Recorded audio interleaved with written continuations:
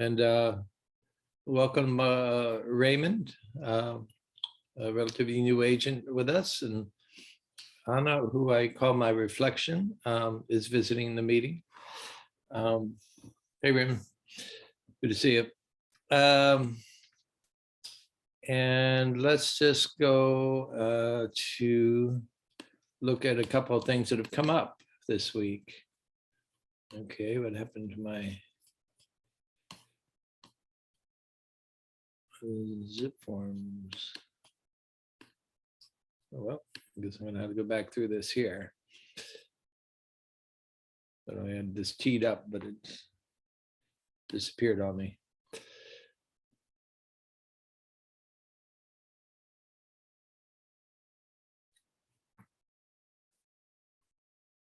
Anyone written up stuff on the new zip forms? Yeah, a couple times. Yeah, okay. And, oh yeah, that's right. You were working on it last week or last time we met. How'd that work out? Good. I'm actually enjoying it. I like it a lot more, and I think it's much more streamlined for us to fill out. Great, great. Yep. Yeah. Actually, while we're talking about it for the moment, I did have a question in regards to, I wrote an offer earlier this week where the seller, in the private remarks on the MLS, the listing agent said that the seller needs to find a replacement property that has not been identified yet. And so I was curious about, in the new RPA, how would we include that in the offer to accommodate for them needing to identify the replacement property? Because I only found it for the buyer's replacement, but I haven't found it for the seller's. Right. Is there a form, Heather, do you remember, for a seller's replacement property? There is, but we couldn't find a place to reference it in the RPA. Oh, they took out that little space. Rob and I, we were talking about it and added it just under other addenda, and he put it in there. Okay. I didn't know if we were missing. No, but there is. No, I think that's where you would put it, other addenda, and then you add the, what was it called? The seller replacement property, the SR or something, or Seller, SR something. Yeah, SRPR, I think. SRPR, whatever it was, you just add it there, I would think, and then attach it as an attachment. Yeah, it looks like they took that little section in number 6 where you used to be able to write stuff in. Mm-hmm. Yeah. So you just have to reference it there. And you can always reference additional addenda there. Where are we now? 1, 2, 4. Yeah, there we are. Yeah, this should be these things used to be under, I think, now paragraph 6, and they're now 4. But so you could do addendum here, and as long as we're talking about addendum. We're not seeing it. Oh, you aren't? Nope, need to share screen. Oh, okay. Let me stop and start again. Sorry. How about now? There we go. Okay. Yeah. So thanks, Eric. I could have gone on for quite a while there. Yeah, so under paragraph 4 here, you would check other addenda and then put in your SRPR here. And if you have an addenda here,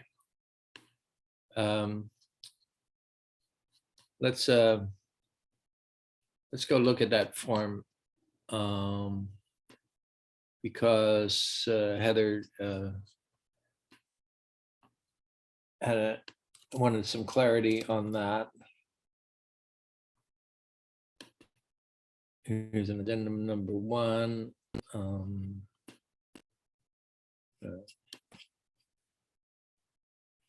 these in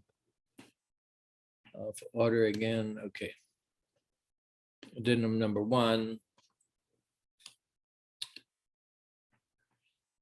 And some people use here a number. And some people I've seen in the past use a date.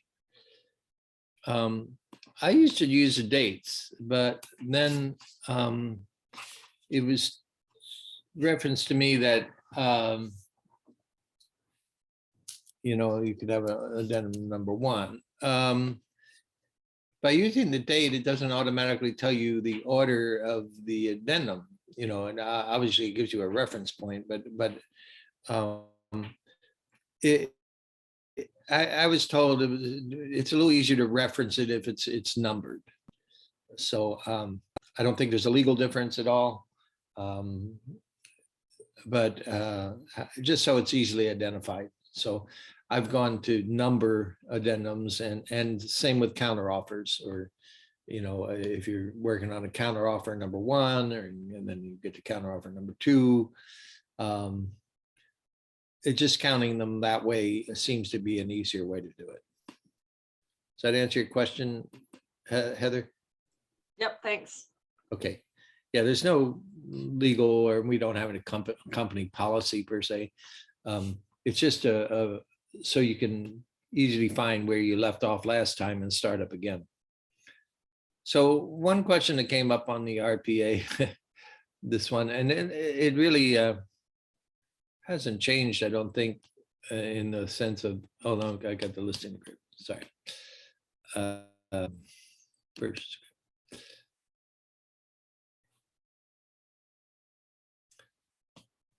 Our agent was filling this out, and she was getting struggling with the math.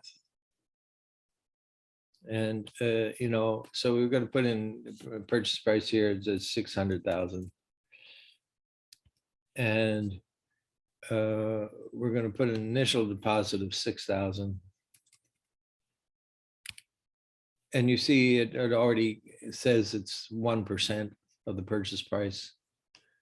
Then we're going to check this box, and we're going to put in an increased deposit of 12,000. Tab. So now we're up to 1% plus 2%. We're up to 3%. And for my purposes, I'd like to target, kind of 3% in between the initial and the increased deposit, because that gets us to our 3% said, liquidated damages number. You can be more aggressive there if you were trying to impress the seller with the amount of money you have, or whatever, the buyer has. But I like those to add up to 3%. And then they're going to get a loan of, let's say they're going to get an 80% loan, 480,000.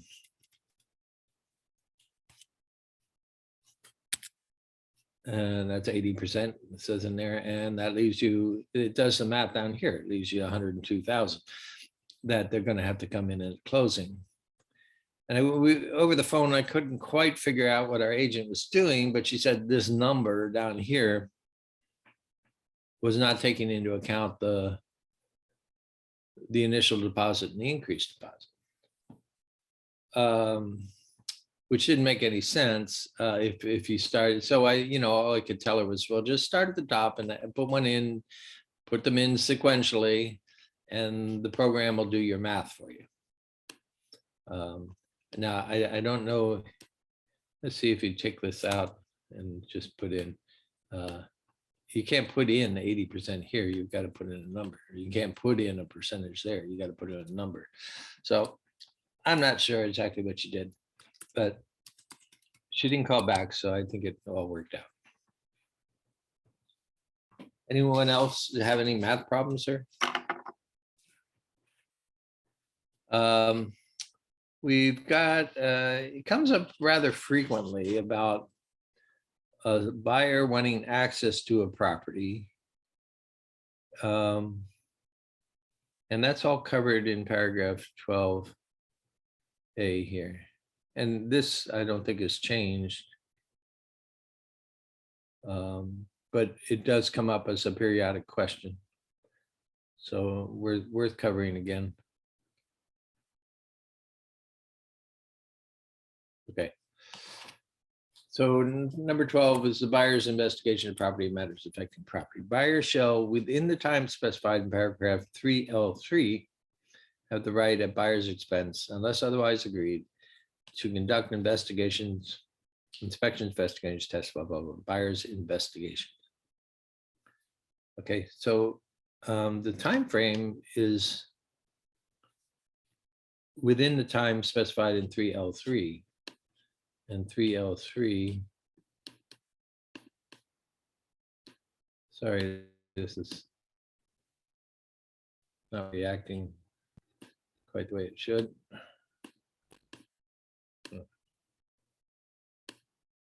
Three L3 investigation property. So the default here is this, it used to be 17 days. And you know, that obviously can be more or less 10 days, whatever you want to put in there. But so that is the period in which the buyer really has access to the home. What's happens very often is the buyer, you know, does their inspections during the inspection period. They remove contingencies. You know, they negotiate a request for repair, or you know, and end up removing contingencies, and then so we go to pending, right? And then, you know, at least on the inspection side, they may still have a loan or some other contingencies that aren't inspection related. But and then they say, well, I want to get my, you know, I want to get my architect in the house to help me design, redesign the kitchen, something like that. And you know, we don't automatically have access to the house. We would have to get permission after that time period is expired. So, and that the seller may grant that and they may not. So it's you know, we need to train our buyers that, oh yeah, you can get in the house during this inspection period, but we may not be able to get back in afterwards because the seller's packing up their stuff and moving and they don't want to be bothered. And we've had, you know, sellers do that, you know, just say, no, seller, you know, buyer can't come back on the property until they own it. So that comes up every now and then. Gary? Yes. So there was in the old contract, and I haven't looked at the new one, a spot where you can actually ask to have access to the property later on. Further down in the contract, there was that, and I don't know if it's still in this one, but there was a spot that was added before for that. Yeah, there is a spot that you can have access to the property in the new contract, because I was looking at it yesterday. You have to put the amount of days in that as well to have access. Do you recall where that was? I've just really gone over carefully the first 3 pages. So it was on page 1, 2, or 3. I've got the contract in the other room. I'll go run and get it. Well, maybe it's in this access part. Let's see, loans Yeah, I think it's on page 2. 2. And Gary, you would still have the final walkthrough inspection option. Yes, but you can't necessarily bring your architect along on the final walkthrough. I guess you could, but that's a one-time thing.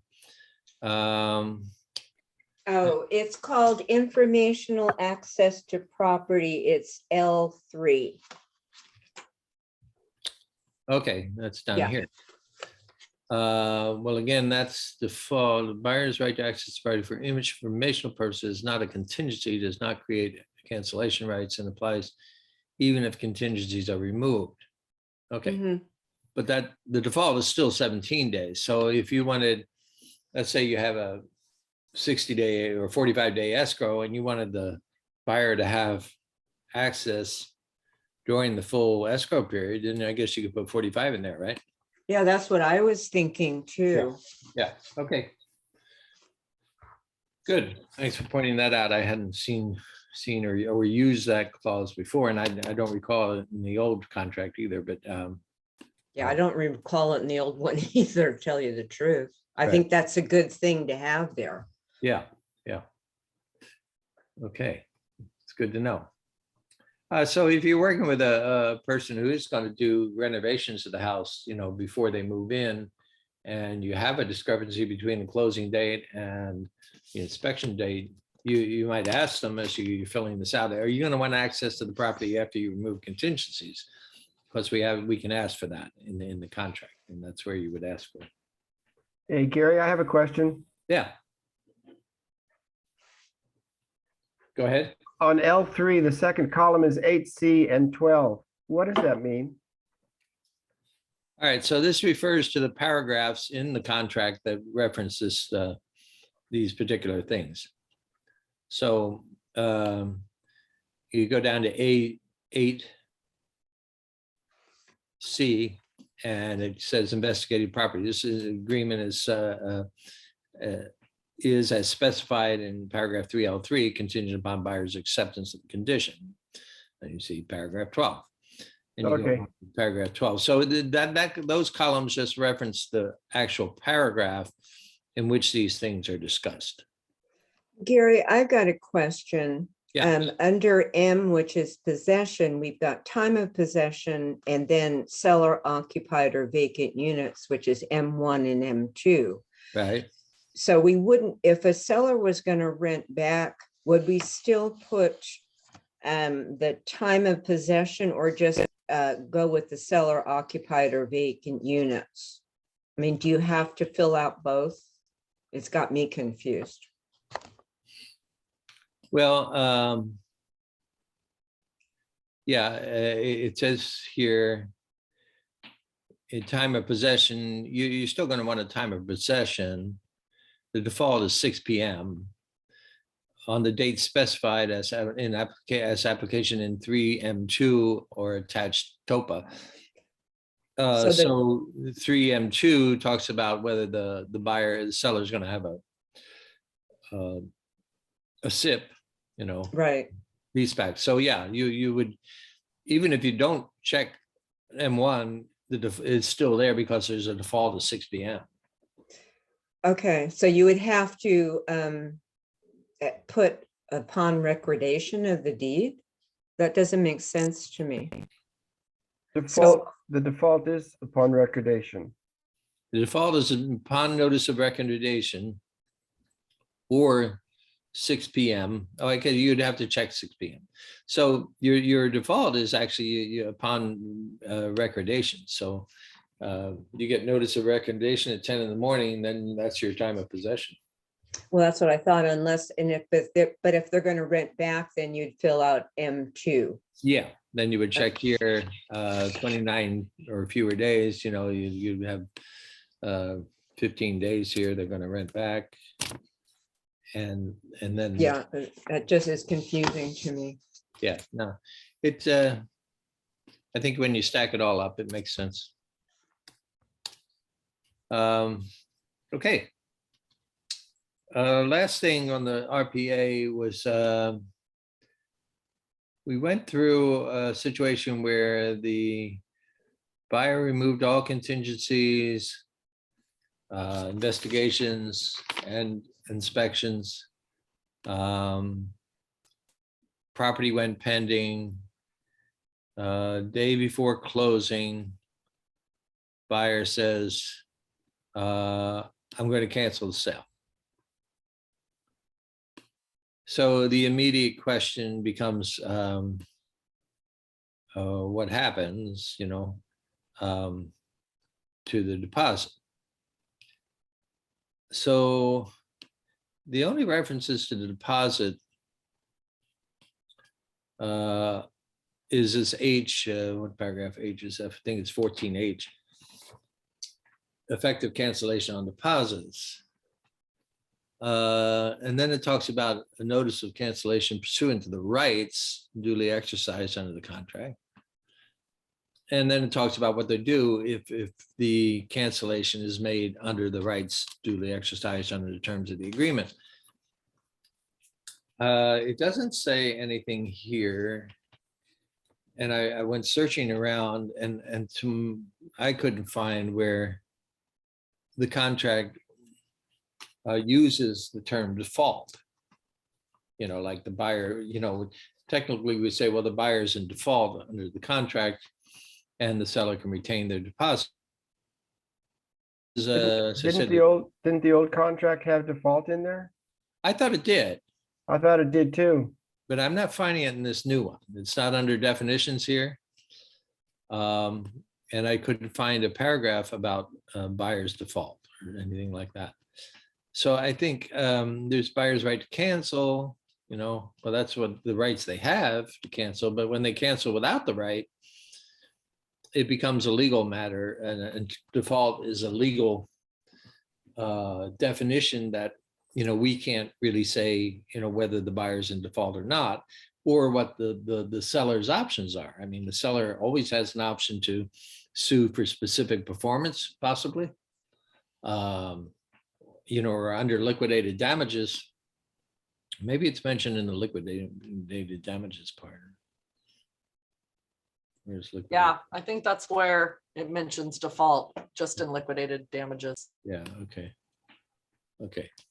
If buyer fails to complete the purchase because of buyer's default, okay, here we are. Seller shall retain as liquidated damages the property, the actual paid.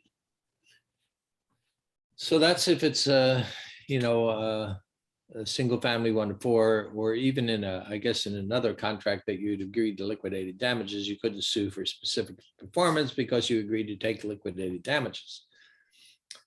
But this default word is like, who's going to determine whether the buyer's in default? And that's where we need our qualified California legal attorney to define that for us. Now, so my question back to our agent was, well, we were representing the seller. I said, well, we can't tell the seller, we can tell them we think they're entitled to the deposit, but let's check out first and see if the buyer's just agreeing to walk away from the deposit and give it to the seller, and as liquidated damages. Mhm. And was liquidated damages already initialed and agreed to in the contract. So if the buyer says, here, take my deposit, I want to cancel, take my deposit and go away, I guess, they could do that. But if they say, I want to cancel and give me my deposit back, then you may have, that's when we're going to need an attorney to kind of get involved. Right, because it's got to be a meeting of the minds and they both have to sign that release of funds. And that's where, yeah, it gets really sticky. I mean, Right. liquidated damages is great, but Yeah, right. They still gotta be enforced. yeah.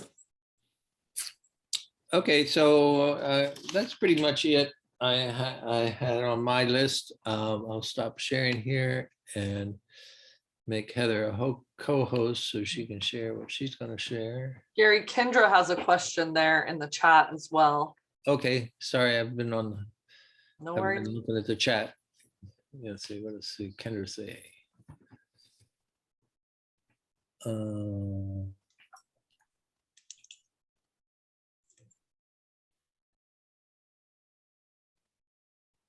Rob had to leave. How would we request that the tenants vacate property prior to close of escrow? Well, Kendra, this tenant issue remains a very sticky wicket for us because of all the different agencies and laws that tenants' rights tenants have rights under various ordinances and clauses, particularly with the COVID situation still. So if you don't have a meeting of minds with the tenant about their vacating the property and you want to give them notice, typically we would refer the owner to a qualified California real estate attorney who specializes in landlord-tenant relationships. We can fall back on that 30 days if it's less than a year and 60 days if it's more. But then there's other overlay. You're gone, Rob. See you later. There's other ordinances that come into play dealing with COVID and things like that. So giving the tenant notice, you try to have a meeting of the minds and make it smooth that everybody agrees. But if that's not possible, you may need to get an attorney involved. Is that clear, Kendra? Okay. Heather, did I end up making you a co-host? I can't even. Not yet. Let me see. I don't know. Yeah. Yeah, you have. Yep, perfect. Okay. Okay, great. Thanks, Gary. Yep. Today I wanted to go over just updating your templates in zip forms. The beginning of the year is a good time to do it anyways. For instance, I still had in my templates the old Santa Rosa office address. I hadn't updated it, so it's great to go in there periodically anyways. But now with all of the new contracts and forms, it's really nice to, let me make sure I've got the right thing here. It's really nice to go in and update all your forms, all your templates. So when you add them to your transactions, they will be as filled out as possible. I can't remember how to, oh, there's share screen. Gosh, I haven't done this in a while. Boy, all right, here we go. So when you are, here is zip forms. When you're in zip forms, you always want to go back to this top dark blue banner across the top. That's sort of your navigation to getting around zip forms. And if you already have templates created or not, you want to start right here on the templates key. You just tap on that. If you have not created templates, feel free to give me a call. I can walk through it with you on the phone. It's pretty simple and straightforward. Just takes a few minutes to add all the documents you want. You start here with new. But if you've already created your some templates, you can go in and just update them. The great thing is that CAR has it so that your old templates have already been automatically populated with all the new forms. So if you had the RPA in your old template, and you add it today, it will already add, it will add correctly the correct, the information, the correct forms today. So if you want to go in and update those, here is my purchase offer packet. You have to go into each template and, you know, update the information, but it's pretty straightforward. You just click on that template, and then I always suggest starting in the cover sheet. Every change you make here to each document will then be saved in each template. So when you add it, all this information will already be automatically populated into your new transaction. So if you just go into, here is the cover letter. And just remember, I'm in a template right now. I'm not in a transaction. So everything I do here is going to then be populated in every new transaction when I add this template. So with your cover sheet, make sure your information is all correct. If you use a typical title company escrow for, you know, for most of your buyers, you can put that information in right here, and then it will automatically populate every time that you add this template to a transaction. If you often buy your buyers a home warranty, you can fill that information here and just have, okay, I'm going to buy, most of the time I'm going to buy my buyers a Fidelity home warranty, what have you. Make sure when you complete this document that you go top left and click save so that it is saved in your template. This is really straightforward. It's just a matter of taking the time to open every template and every document to update things. Then you can go, like, for instance, this is a purchase offer. So now I'm going to the RPA and just review what you've got. You know, make sure your information's coming over correctly from that cover letter. I'm just scrolling down quickly here. Make sure all your info on all the different documents is correct. And then once you get into the meat of the offer, you know, you can already have preset in your template your firm, all your license number that you're representing the buyer, because this is my buyer's template, my offer template. You can also set up, if you come down to however you want to normally set up your offers. I think allocations of cost is a really good place. You can go in and say, yes, I'm gonna have the seller do the NHD and the smoke alarms, and the buyer's gonna pay their title insurance, whatever your norms are, you just pop those in here, and then you have less to do when you actually sit down to write an offer. Interestingly enough, this one doesn't allow you to save it, but once you put in the information, it just auto saves. I'm not sure why that is. I have a question, Heather. Yeah. I'm looking at my forms right now, Mhm. and I see on the RPA, on the signature page, where it's talking about the agent's signatures, Mhm. it looks different, and it says designated electronic delivery addresses, email, text, and alternate. Is that for the company, or is that for like my actual email and phone number for text? So my understanding, and Gary, tell me if this is accurate, is that that allows for you that the, what do you call it? When like notice is given, that they don't have to respond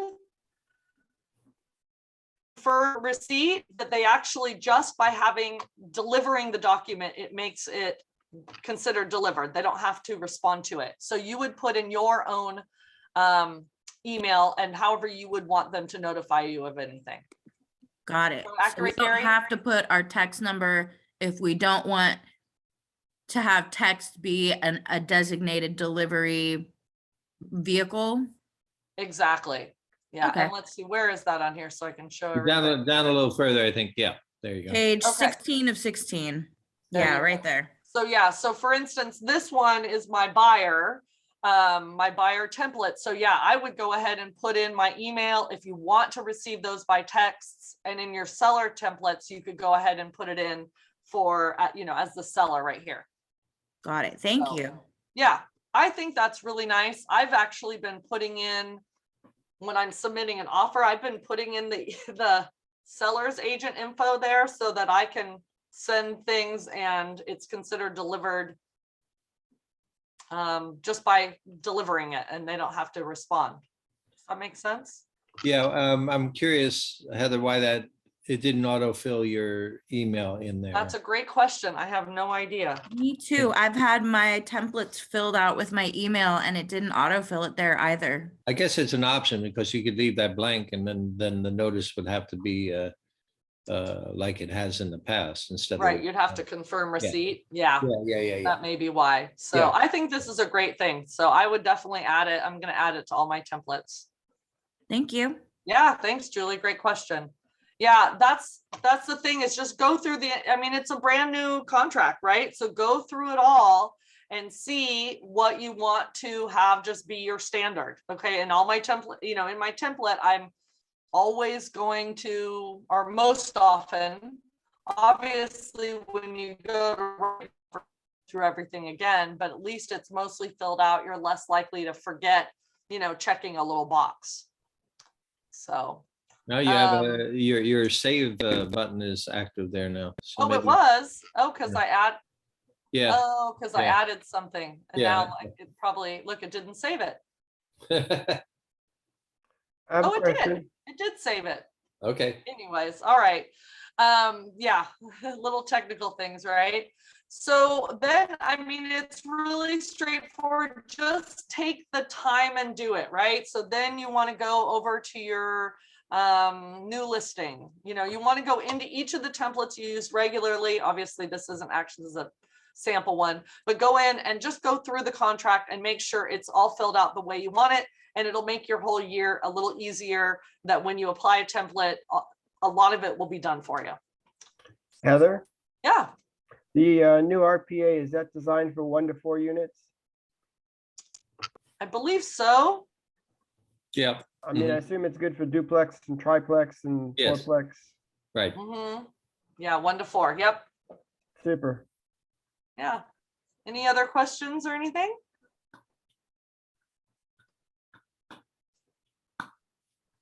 All right. Okay. Just take the time to do it. That's the main thing. Well, if there's no other questions, we'll bow out early here and I haven't looked a week ahead to see what's going on, but I think I'll be around and we can do contract training this time next week as well. Yeah, I have it down. I have a question. Yes. I just got a text message last night from a friend and client who I helped purchase a home back in, I want to say it was October. It was October is when it closed, and they had waived their inspection contingencies. And I make sure that they remember that part and that was their choice. But they recently pulled up carpeting in the home and found termite damage where it hadn't been reported. There were issues that were reported, but the extent of the damage wasn't. And they were aware of it because they had just put that carpet in as part of this ongoing remodel to put the house on the market. So there's no way they didn't know. The carpet installers had put in extra tacking strips in order to work around the damage, I guess, to get the carpet to lay down. So they don't want anything back. They just are extremely annoyed, understandably, because something wasn't disclosed that was known. And they more just want to vent their frustration to the selling agent. And I'm just curious, because they did waive those inspection contingencies, like what options are available, or how we would go about addressing the issue. Yeah, okay, so non-disclosure, you can't waive non-disclosure Right. things. So we had a case where the buyer came in, they bought the home, the seller had reports, they looked at the seller's reports, they accepted the seller's reports and made a non-contingent offer.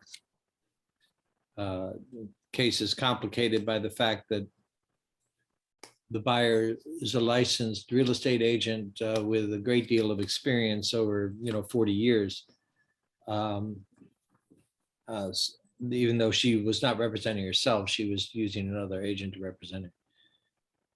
And they were going to do a total remodel on the house, which is one reason they accepted the reports. They started tearing into walls, and behind the drywall, which no one had touched for years, but behind the drywall was evidence of termite damage. Not active infestation, but old termite damage. So it required them to do, like you said, they had to do a few workarounds on some of their wall modifications to work around the damaged wood members, along the way, the house might have been tented and killed the active infestation, but the damage that they've done was behind the walls and nobody could see it. Termite inspector couldn't see it. The seller never knew about it, but they claimed that it was a non-disclosure. And we're still going through mediation on the darn thing because they're continuing to want they're continuing to want compensation for the remodels, basically how we're interpreting it. We were representing the seller. So yeah, I mean, there's recourse against a seller who does non-disclosure.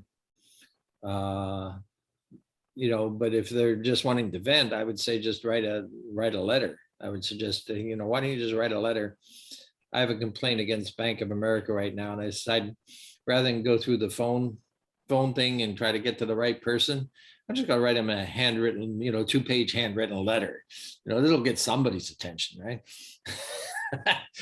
So I'm just gonna go old-fashioned way and write a handwritten letter to them.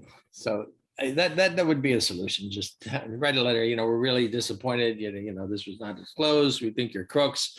We aren't asking you for any money, but we just want to know my daughter stayed over at our house the other night and parked in there's guest parking, right?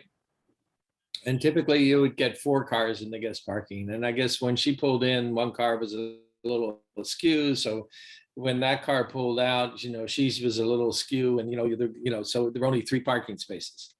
So she got a nasty note on her window in the morning of their car window. And she said, are there reserved spaces? What are you going to do? And I said, well, I always try to make sure you get 4 cars in there. That's all I do. But I said, she said, it's okay. I took care of it. I put the notes on the tree so the person could be publicly shamed for having written the note. So I mean, there's remedies. Just be creative and have fun with it. I don't know.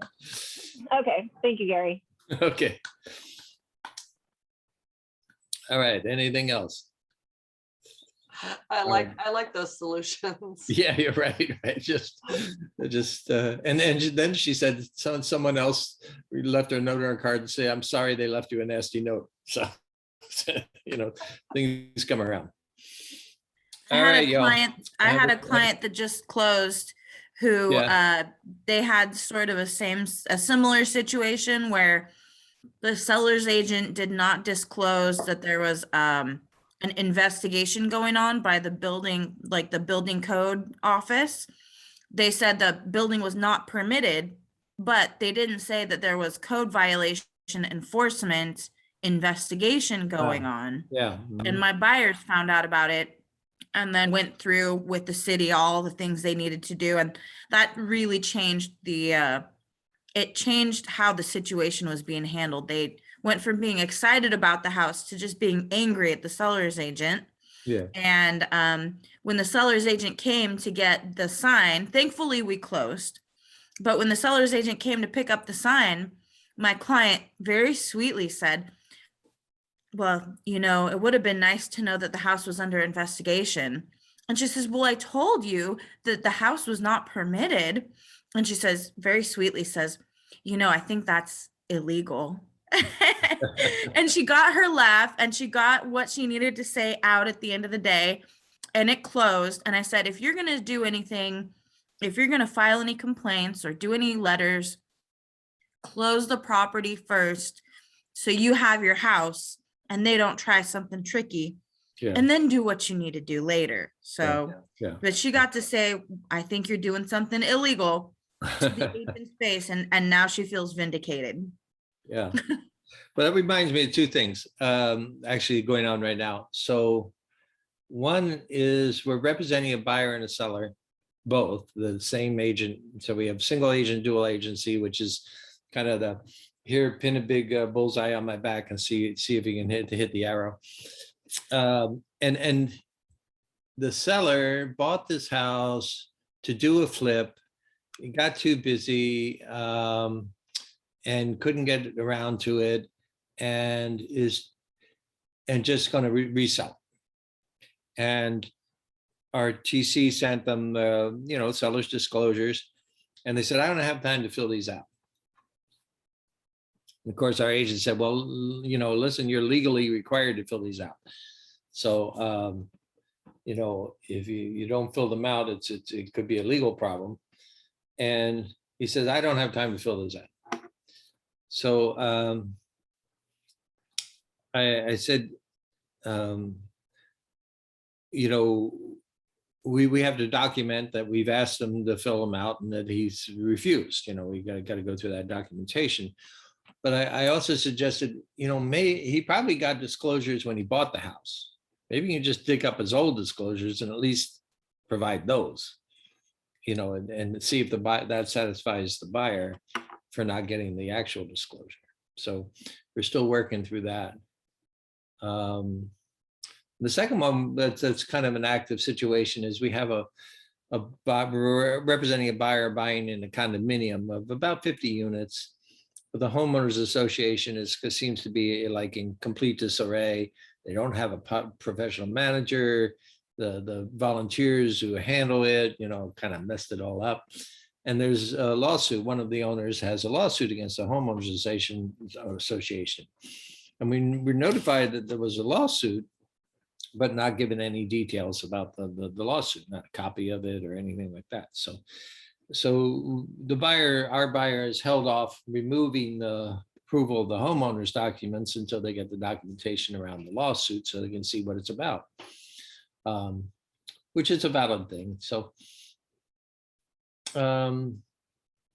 yeah, if you get into a thing where there's a lawsuit like you had, Julie, where there's an active legal suit or some legal action against the property, and you become aware of it during the process, you know, you might just want to delay removing contingencies on that issue until you have it clarified.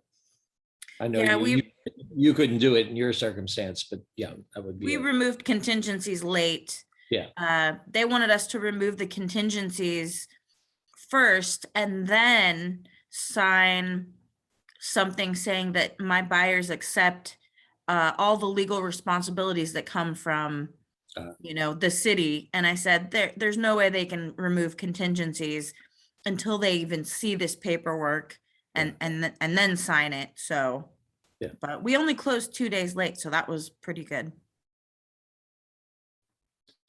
Sounds good. Okay, any other questions? All right, then have a good weekend ahead and good week, and everyone be well, be safe and well. Talk to y'all Thank you. later. Bye, everybody. Take care of yourself, Alana.